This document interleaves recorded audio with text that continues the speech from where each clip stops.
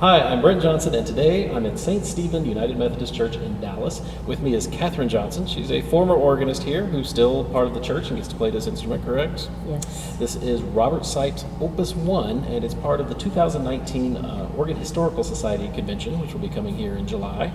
So we're bringing it here to you. And Kathryn, I want to tell me first, explain how the manuals work, because this is a little different from most organs. Yes, we have two manuals, and they are identified by Roman numeral, 1 being the lower manual and 2 being the upper manual. However, normally manual 1 would be the great, but the great stops are on the upper manual.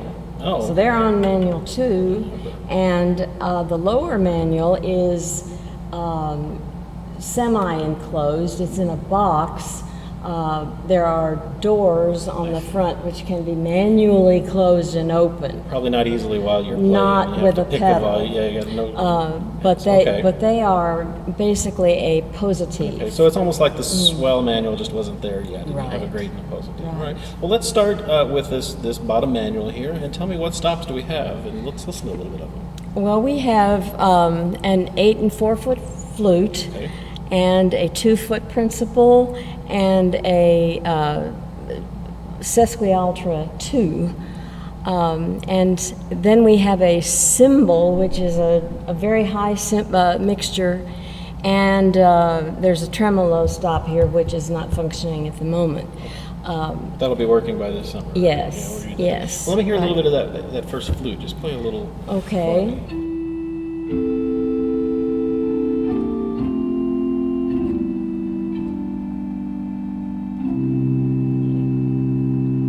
That's the flute. Very gentle. And then we add the 4 foot to that.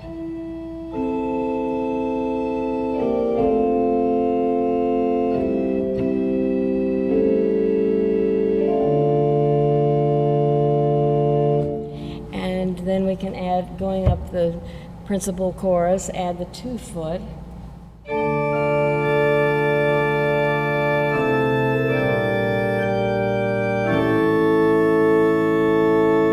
It's already much brighter. Right. Even though it's not really loud, but Yeah, it's a yeah. big, bright sound. And what we could do would be now to create a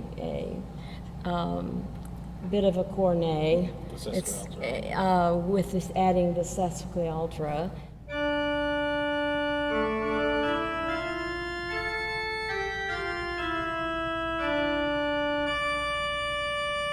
And that Now- sesquialtra goes down. Whoops.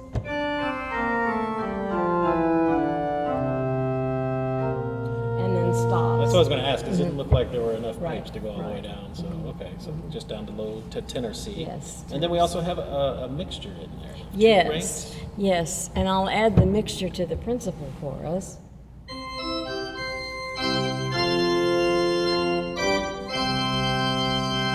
Very bright. It's very bright, but it's not real loud. It's just No. 2 ranks. It just adds a little sparkle to the top of that.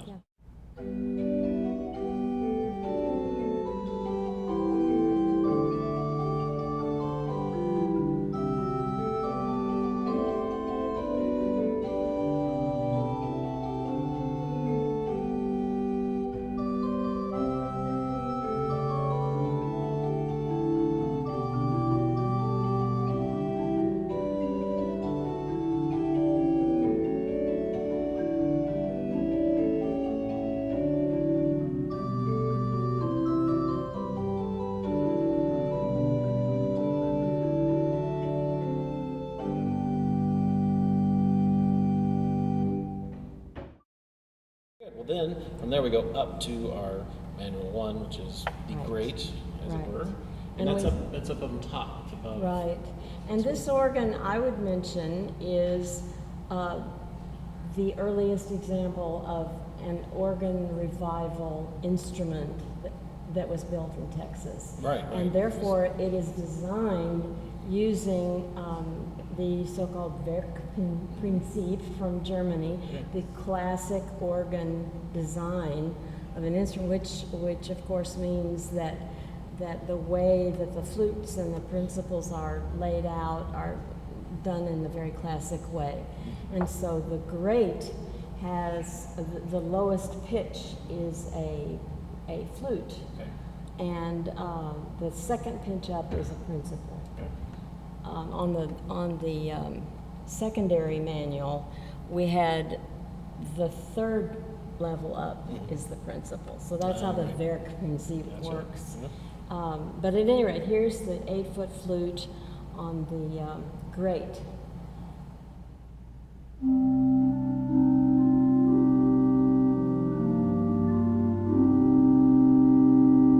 And then adding the principal to that.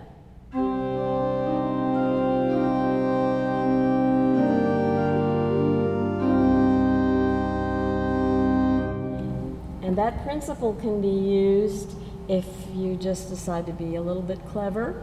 By playing an octave lower, you can make a principal 8, a nice solo sound out of that.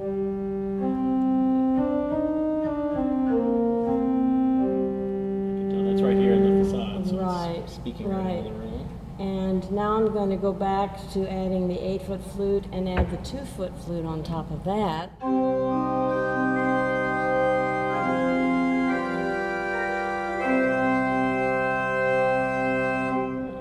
A nice combination for that is also, of course, the 8 and 2-foot flutes.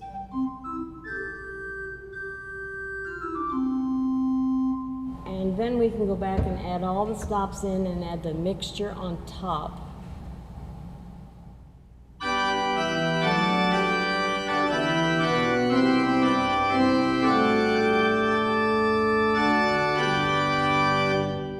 It's much brighter, that bigger three-ring mixture. Definitely a bigger chorus there.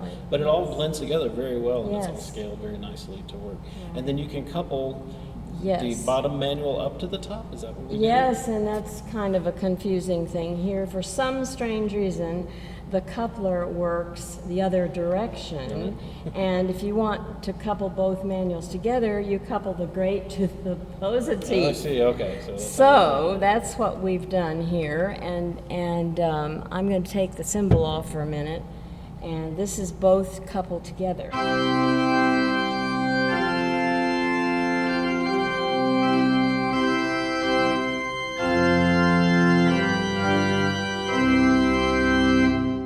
The coupling works normally with your coupling. It does, But the way the divisions are designed, you have to play the bottom manual together. That's right. So, all right, well, that works. You're just going to get used to that. I assume. And then we still have 4 ranks in the pedal here. Yes. What do we have? And the pedal is all on the side of these 2 divisions. It's off to the right. Right. So what do we have here? We have a 16-foot sub bass, and let's see, we're coupled here, so I'm taking off the couplers. It's just a...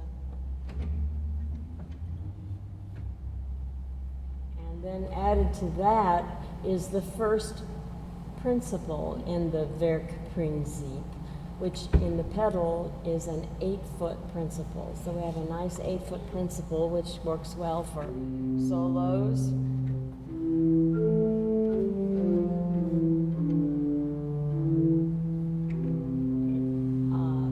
Added to the 16-foot. And then there's a nice 4-foot nocturne, which is a nice little solo sound for the pedal.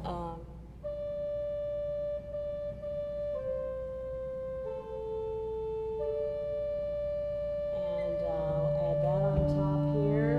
And we have beginnings of the full pedal, and now we add the reed.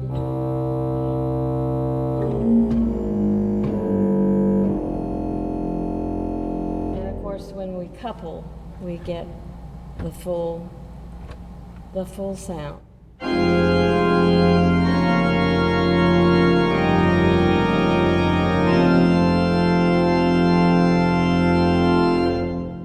It's a big sound, a big round sound. All of those different stops just filled in against each other. And For a little bitty organ, it makes does quite a a good sound. thing.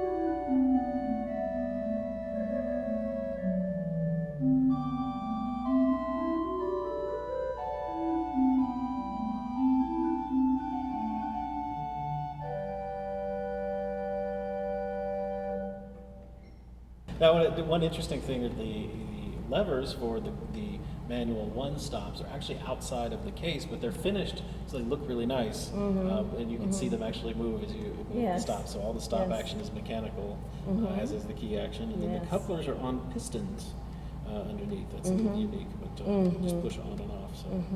So this is you were telling me earlier. This organ actually kind of has some parts of other organs in it. It was the first organ he had assembled, and he used some different things. Yes, this was Bob Sipe's first instrument, and Mr. Sipe and Mr. Yarbrough put this instrument together, and Yarbrough actually did the bulk of the construction of the instrument.